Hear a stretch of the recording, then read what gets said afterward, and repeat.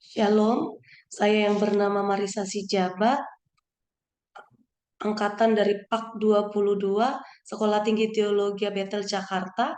Adapun tujuan saya saat ini adalah untuk memenuhi kebutuhan tugas akhir saya dari pengantar Perjanjian Lama Umum, yaitu dari Kitab Ayub.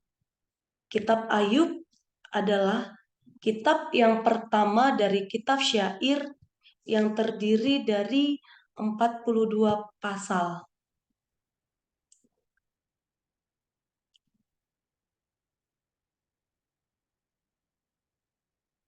Kitab Ayub adalah merupakan kitab yang menerangkan seruan seseorang tentang keadilan Tuhan dan penderitaan manusia. Seperti yang kita ketahui bahwa Ayub ini adalah seorang yang sangat menjadi tokoh yang sangat memberkati kehidupan umat Kristiani khususnya saat ini, di mana dia adalah orang yang sangat diuji imannya pada saat dia lagi mengalami kekayaan, bahkan istri dan anak-anaknya diambil oleh Tuhan. Nah,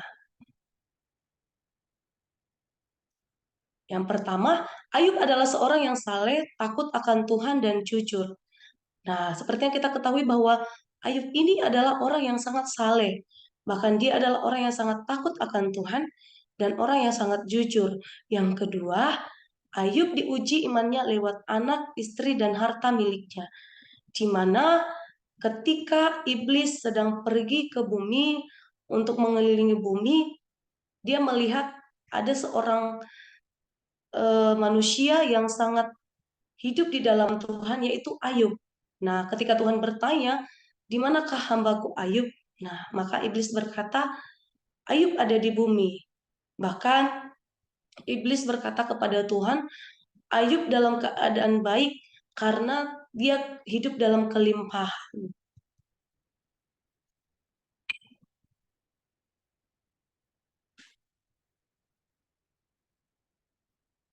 Penulis kitab Ayub ini tidak disebutkan siapa penulisnya. Penulisan, jika dilihat dari waktu penulisannya, kitab Ayub ini diperkirakan ditulis pada abad ke-20 sampai ke-18 sebelum Masehi, yaitu pada zaman Abraham. Tetapi, jika dilihat dari waktu penyusunannya, penulisannya mengarah kepada masa pemerintahan Salomo, yaitu zaman keemasan sastra Israel.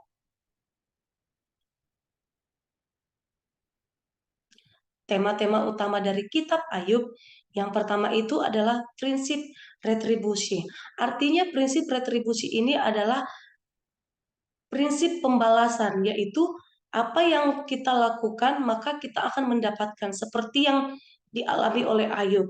Nah, prinsip ini dikatakan bahwa ini adalah prinsip yang mencakup atas perbuatannya. Nah, apa yang dia alami itu akibat dari perbuatannya. Seperti pada zaman Yahudi, di zaman Yahudi itu berlaku prinsip retribusi, yaitu apa yang dialami oleh seseorang berarti itu berdasarkan apa yang dia perbuat. Atau dengan kata lain adalah hukum tabur tuai. Yang kedua adalah hikmat. Hikmat keadilan artinya bahwa segala sesuatu ada di bawah kendali Tuhan. Nah, segala apa yang terjadi dalam kehidupan Ayub adalah semuanya berdasarkan perbuatan daripada Tuhan. Tuhan adalah Tuhan yang penuh hikmat, sehingga Tuhan mengetahui apa yang pantas untuk dialami oleh Ayub. Nah, yang ketiga itu adalah keadilan. Nah, keadilan ini artinya bahwa Tuhan adil melakukan segala sesuatunya. Walaupun seperti yang kita ketahui dalam kitab ini bahwa Ayub berkata Tuhan itu tidak adil, ya. Tuhan itu tidak adil ketika dia mengalami pencobaan. Ayub merasa bahwa Tuhan itu tidak adil. Kenapa hidup Ayub sudah takut akan Tuhan, saleh dan jujur, tetapi dia mengalami pencobaan. Tetapi di sini kita ketahui bahwa Allah kita adalah Allah yang adil. Nah, yang keempat, perantara penebus. Artinya perantara penebus ini bahwasanya Ayub berharap ada seseorang yang bisa membawa Ayub untuk keluar daripada apa yang dia alami. Artinya dia ingin mengetahui apa sebabnya Tuhan melakukan ini kepada Ayub melalui mungkin temannya ataupun orang-orang yang terdekatnya.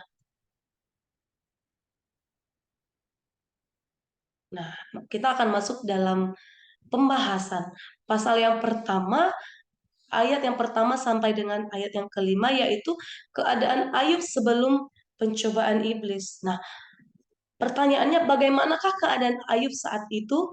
Dalam Ayub 1 ayat yang pertama sampai dengan kelima itu, keadaan Ayub di situ cukup baik karena di situ dijelaskan bahwa Ayub adalah orang yang sangat takut akan Tuhan, saleh dan jujur ya.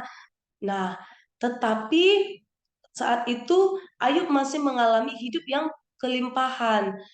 Kelimpahan lewat apa? Dia memiliki 7 orang anak, memiliki istri, bahkan memiliki kekayaan berupa domba, unta, dan lembu. Nah, selanjutnya, keadaan Ayub dalam pencobaan iblis. Siapakah yang mengingini kebahagiaan Ayub? Tentunya yang mengingini keinginan dan kebahagiaan Ayub ini adalah iblis. Nah, iblis sangat mengingini kebahagiaan yang dimiliki Ayub sehingga dia ingin mencobai Ayub. Lewat apa? Seperti yang sudah saya katakan bahwa iblis ingin mencobai Ayub lewat istri, anak-anak, dan hartanya. Yang pada akhirnya ketika Tuhan memberikan kesempatan buat iblis untuk mencobai Ayub lewat istri, anak, dan harta kekayaannya, tetapi dengan satu syarat, Tuhan memberikan pesan kepada iblis bahwa iblis tidak boleh menyentuh nyawa Ayub. Nah, ketika itu maka keadaan Ayub dalam pencobaan iblis itu, istri dan anak-anaknya semuanya diambil oleh iblis, ya. Bahkan hartanya semuanya habis lenyap tanpa tersisa. Selanjutnya, pasal 4 sampai di 37 ini percakapan Ayub dengan sahabat-sahabatnya. Siapakah yang berbicara dalam bagian ini dan apakah tuduhannya terhadap Ayub? Nah, seperti yang kita ketahui bahwa Ayub ini memiliki sahabat ya. Nah, ketiga sahabatnya ini adalah Bildad, Tema, dan Shofar. Nah, percakapan mereka ini di sini mereka seolah-olah menuduh Ayub bahwasanya Ayub telah melakukan dosa. Nah, mereka bertanya dosa apakah yang telah dilakukan oleh Ayub sehingga Ayub mengalami penderitaan yang cukup menyakitkan ini. Nah, ketika mereka menanyakan pertanyaan ini, bahkan Ayub pun merasa bahwa dia tetap hidup di dalam Tuhan, bahkan hidupnya tetap takut akan Tuhan, saleh bahkan jujur di dalam Tuhan.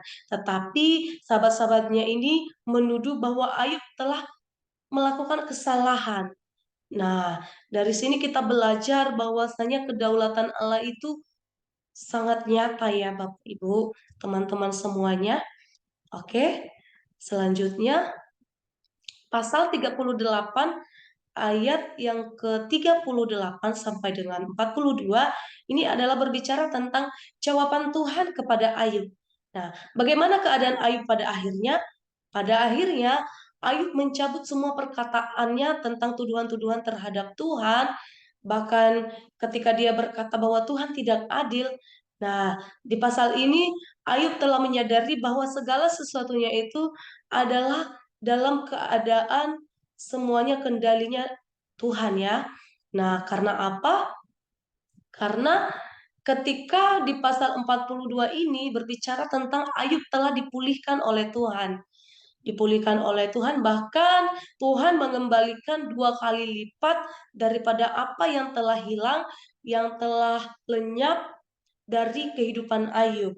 Nah, akhirnya dia dipulihkan, bahkan Ayub mengalami kelimpahan 2 kali lipat.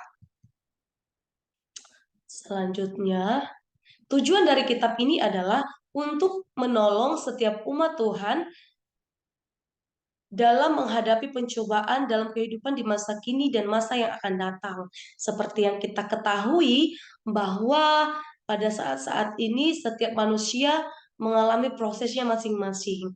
Mungkin kehidupan kita tidak seperti Ayub, tetapi tujuan dari kitab Ayub ini supaya menguatkan setiap kita dalam menghadapi setiap proses yang Tuhan percayakan.